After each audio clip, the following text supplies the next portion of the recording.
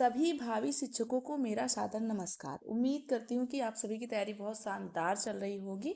तो इसी कड़ी में हम आज बात करेंगे कि यूपी टेट में कैसे हम कम समय में तैयारी करके भी बहुत अच्छे नंबर ला सकते हैं। ठीक है। अगर आपकी भी तैयारी कम है तो सिलेबस पूरा भी नहीं हुआ है तो आपको लग रहा होगा कि पास होना मुश्किल है, तो यह वीडियो अंत तक जरूर देखेगा, क्योंकि आज मैं आप सबको एक ऐसी रणनीति बताने वाली हूँ जिससे वो अपनाकर आप बहुत अच्छे नंबर ला सकते हैं। और सबसे मेन बात इस एग्ज़ाम की कि इस एग्ज़ाम में कोई निगेटिव मार्किंग नहीं है। क्या नहीं है? निगेटिव मार्किंग नहीं है। ठीक है। ये सबसे प्लस पॉइंट है इस एग्ज़ाम में कि इसमें माइनस मार्किंग नहीं है। ठीक है।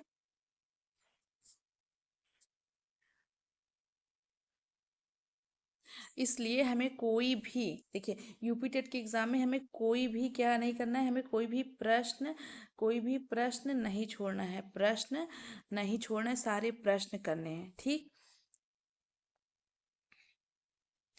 अगर हम एक भी प्रश्न छोड़ देते हैं तो समझ लीजिए कि ये तो मूर्खता ही होगी, क्योंकि माइनस मार्किंग है नहीं, तो हमें कोई जो क्वेश्चन नहीं आता है उसको भी अटेम्प्ट करके आना है, चाहे तुक्का लगा के, चाहे जैसे, चाहे एक दो क्वेश्चन को क्रॉस करके दो ऑप्शन में जो समझ में आता रहे उससे, चाहे जैसे करना, लेकिन एक भी क्वेश्चन छोड़ के मत आना।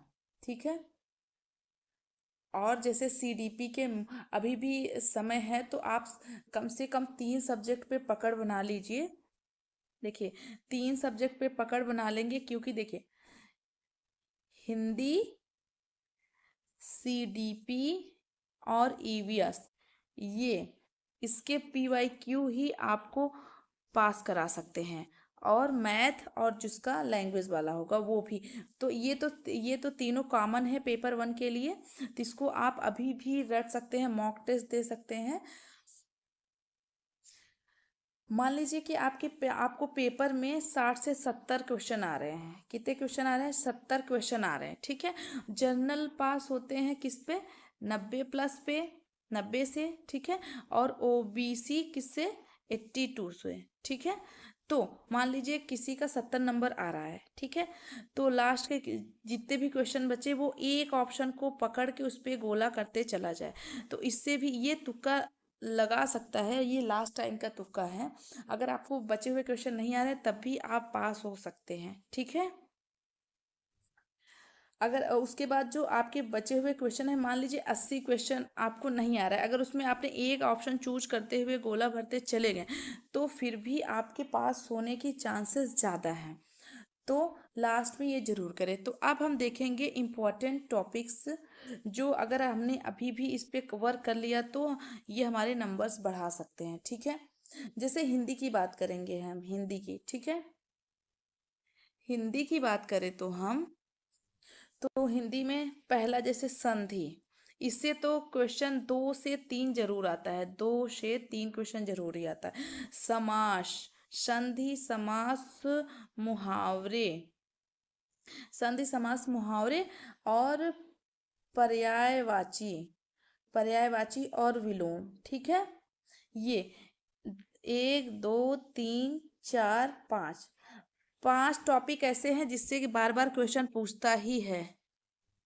तो ये सारे टॉपिक हिंदी के एक बार जरूर देख लीजिएगा। और इसके जितने पीवाईक्यू हैं सॉल्व कि अधिकतर ये पीवाईक्यू से ही आ जाते हैं सारा क्वेश्चन। आगे हम देखेंगे ट्रिक, ऐसा क्या ट्रिक लगाएं। देखिए, एग्ज़ाम में पेपर सॉल्व करने का पहला ट्रिक ये है कि सबसे पहले जो क्वेश्चन आ रहा हो, हाँ, उसको टिक कर लीजिए। ठीक है। और बचे हुए में जैसे कि किसी किसी में दो दो ऑप्शन में कंफ्यूजन होता है तो उसको छोड़ दीजिए, और जो नहीं आ रहा है उसको छोड़ दीजिए, पहले जो आ रहा है उसको पहले कर लेना है। ठीक है। और इसमें निगेटिव मार्किंग नहीं है, तो जिसमें दो ऑप्शन में कंफ्यूजन है तो पहले पहले जो आ रहा है उसको करिए, फिर उसके बाद जो दो ऑप्शन में कंफ्यूजन है उसको करिए, फिर लास्ट में जिसमें एक वो ऑप्शन में आपको समझ में नहीं आ रहा है फिर लास्ट में उसको करिए।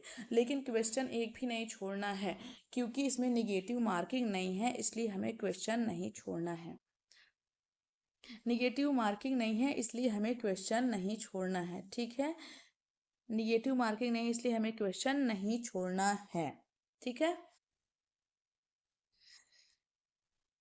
और सबसे बेस्ट पार्ट, परीक्षा हाल में क्या करना है आपको, बार बार घड़ी को देखकर अपना समय खराब नहीं करना है और ना घबराना है कितना समय हो गया उतना समय।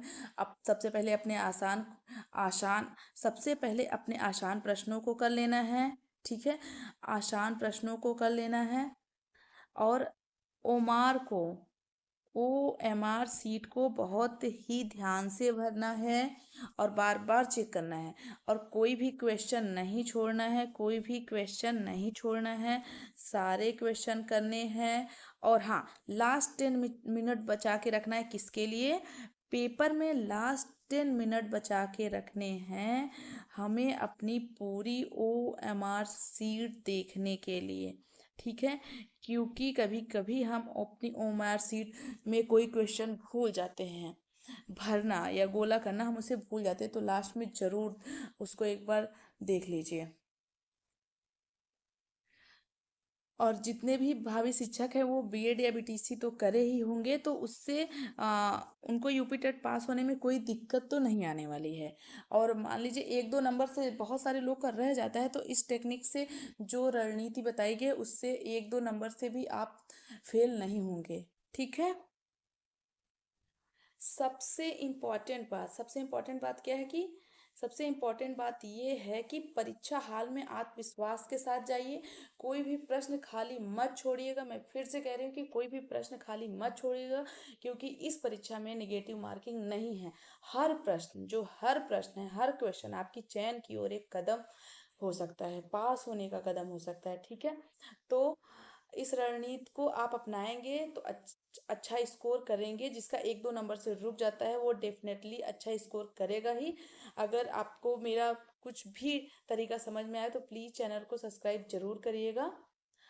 सभी भविष्य की कामना करती हूँ। मिलते हैं अगले वीडियो में, तब तक पढ़ते रहिए, आगे बढ़ते रहिए और अपने शिक्षक बनने की सपने को सच करने में जुटे रहिए। जय हिंद, वंदे मातरम, नमस्कार।